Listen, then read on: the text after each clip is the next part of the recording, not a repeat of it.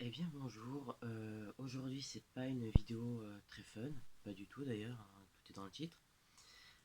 Juste que j'avais besoin d'en parler un petit peu à d'autres personnes, enfin partager ça. Et surtout, voilà, il y a un message que je vais délivrer qui est assez important de façon générale.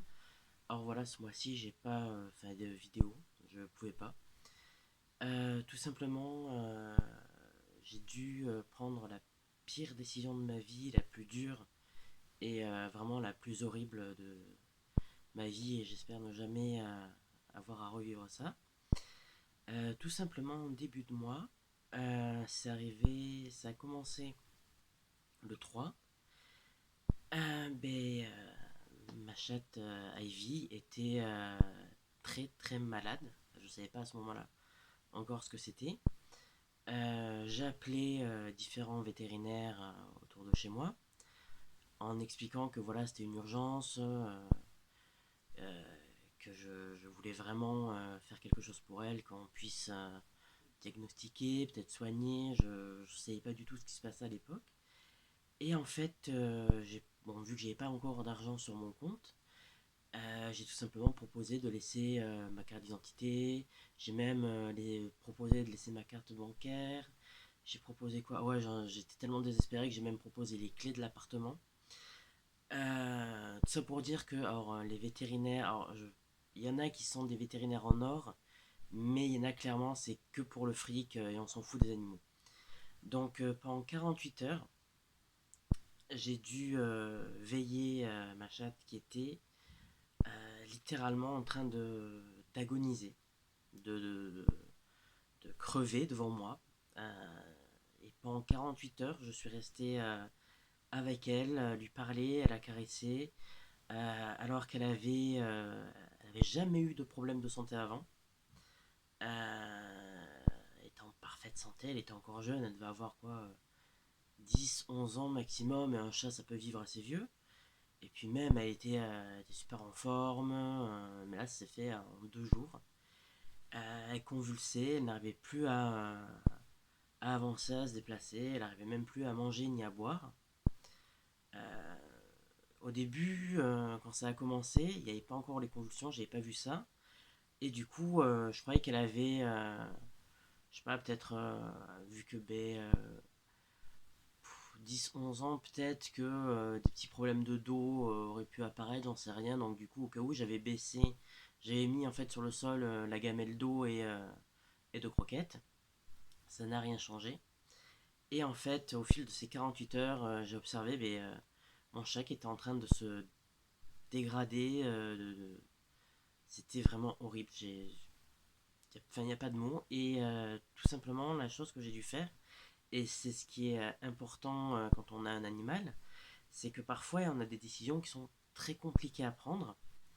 Et là, quand je suis arrivé chez le vétérinaire, j'étais paniqué, j'étais vraiment pas bien. Je me rappelle avoir sorti naturellement comme ça, sans faire attention, que j'aurais préféré être à sa place. Tout simplement, alors, il y a eu la proposition pour l'argent, c'est-à-dire de la placer en hospitalisation, voire un traitement, etc., sur le long terme, en sachant que, bon, moi, je n'ai pas vraiment les moyens, que ce soit pour une hospitalisation ou un traitement sur le long terme, mais si jamais il y avait eu possibilité d'arranger sans que ça empiète trop sur sa vie, pourquoi pas? Je me serais foutu dans la merde, mais tant pis. Sauf que le problème, c'est qu'en 48 heures, j'ai bien vu que même avec des médicaments, il n'y aurait pas une amélioration qui serait super pour elle, à part éviter les convulsions. Euh, et encore, elle était à un stade où elle n'arrivait même plus à marcher, elle n'arrivait même plus, elle se traînait. Elle vomissait, vu qu'elle avait rien dans le ventre. Enfin, je passe ces détails, enfin bref.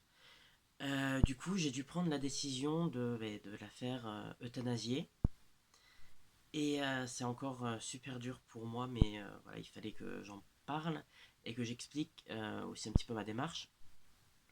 Je ne l'ai pas fait pour moi. je l'ai fait pour elle. Tout simplement parce que la voir 48 heures souffrir, me dire que peut-être ça allait continuer, que ça allait peut-être, même avec un médicament, même avec un traitement, je veux dire, ça aurait continué, ça aurait pu s'empirer. Surtout que je ne savais pas au moment où en fait je suis arrivé chez le vétérinaire ce qu'elle avait. Et ce qui s'est passé, c'est que du coup, ben voilà, j'ai pris cette décision qui n'est pas vraiment une décision parce que je pouvais plus supporter qu'elle souffre. Je voulais juste qu'elle arrête de souffrir. Et ce qui s'est passé, c'est que j'ai appris en fait, j'ai attendu des heures. Je pensais que ça allait être plus rapide parce que c'est délicat.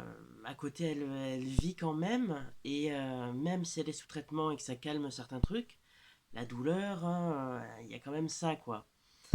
Et le fait aussi qu'elle n'était pas en pleine, comment dire, elle n'était pas en pleine forme. Donc, je pensais que ça allait être réglé plus rapidement.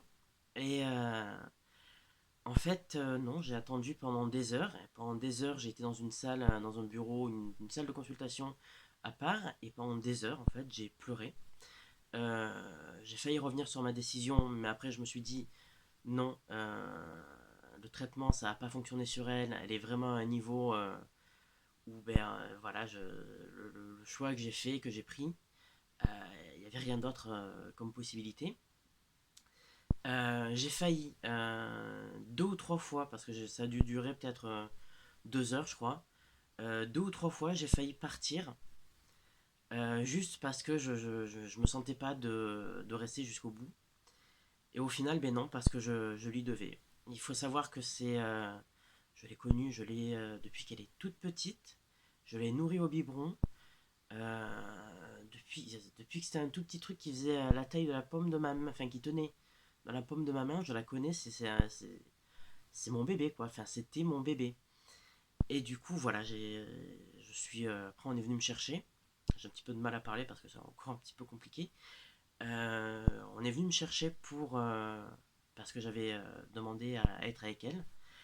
Et du coup, ben, je suis resté avec elle et le vétérinaire m'a expliqué que apparemment, elle avait un cancer du foie. Il m'a montré les muqueuses et l'intérieur des oreilles qui étaient jaunes. Et sauf que le problème, c'est qu'il y a eu. Ils ont suspecté au début un empoisonnement, mais le problème, c'est que tous les produits, tous les médicaments qui sont chez moi sont enfermés, sont en lieu sûr. Je fais hyper attention là-dessus. Si c'était pas de la morora ou quelque chose comme ça pour des problèmes de rongeurs.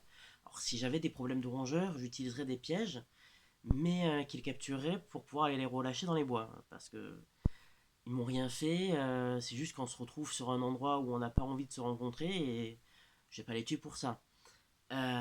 Et du coup, donc, voilà, pour en revenir, du coup, ouais, ben, apparemment c'était un cancer, sauf que ben, l'intérieur de ses oreilles, j'ai jamais vraiment regardé parce que déjà, elle aimait pas trop qu'on touche à ses oreilles. Ses muqueuses, ben, l'intérieur de sa gueule, j'ai jamais vu, à part quand elle baille. Mais je veux dire, il fallait vraiment le voir en pleine lumière. Et puis une partie de l'œil, mais que tu vois pas non plus tout le temps. Donc c'est, enfin voilà, c'était vraiment horrible. Et voilà, c'est encore assez douloureux aujourd'hui. Et je pense que voilà, faire passer le message qui arrive là, c'est ce qu'il faut faire. Et je pense que c'est important. Pour tous ceux qui ont des animaux, chiens, chats, peu importe, pensez toujours à sa santé en priorité, son bien-être à lui.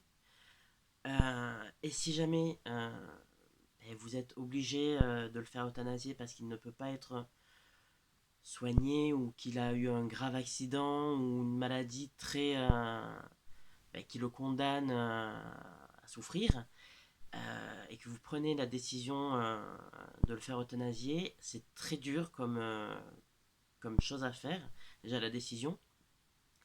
Et surtout, restez avec lui. Restez jusqu'à la fin avec lui. Vous êtes la première voix, le premier vrai contact qu'il a eu dans ce monde-là, en général, quand vous prenez petit ou quoi.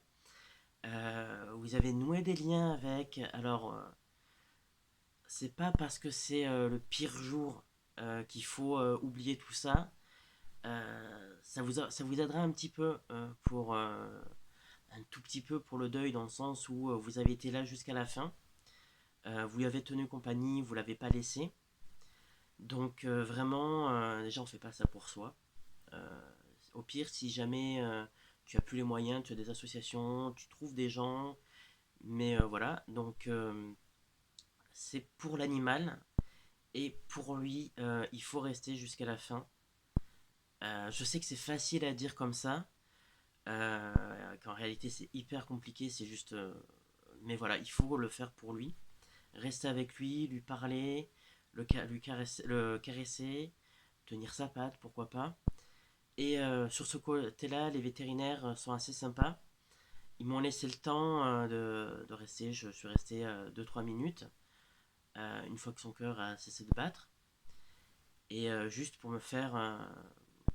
pour arriver à comprendre, ou je sais pas, c'est compliqué. Je suis passé par 36 000 émotions, sentiments, par 36 000 interrogations et tout. Ça a été vraiment une journée horrible. Et par contre, le truc, ouais, un petit coup de gueule aussi contre le deuxième, contre les vétérinaires. Quand vous avez quelqu'un qui est en larmes, qui va vraiment pas bien, qui s'inquiète pour son animal, et qu'il est obligé de prendre une décision qui est ultra dure, ultra compliquée, euh, qui est pas anodine, c'est-à-dire de décider d'une euthanasie, ne lui faites pas remarquer que si jamais il ramène le corps, ça fera 80 € en moins. Vraiment, à ce niveau-là, c'est pas une question parce qu'en fait, l'animal, voilà, euh, on paye les frais vétérinaires et on paye aussi une incinération générale. Et, on repart pas avec une urne, de toute façon, je trouve que c'est hyper glauque ce genre de truc. Donc voilà, et ne dites pas, oh, mais peut-être que vous pouvez aller l'enterrer chez quelqu'un. Non, c'est glauque. Je lui ai dit, en plus j'étais en larmes, et je lui ai dit, mais c'est glauque. Revenir, je me voyais pas. Alors déjà, franchement, le trajet, l'attente chez le vétérinaire, tout ça, c'était l'horreur. Qu'est-ce que j'aurais fait du corps de mon animal? Enfin, de mon animal, c'était vraiment, c'était ma meilleure amie, c'était mon petit bébé, quoi. Ne dites pas ça. Essayez de trouver un truc pour s'arranger, je sais pas, moi, payer en plusieurs fois, ce genre de choses, même si l'argent avant tout, mais c'est quand même horrible de dire bah, repartez avec le corps, ça vous fera 80 € de moins. Non. Bon, ben enfin voilà, donc je clôture un petit peu là-dessus. Je pense que je vais reprendre les vidéos en début de mois. Et voilà, essayer de. Voilà. Alors, le message important, c'est vraiment accompagner vos animaux du début à la fin.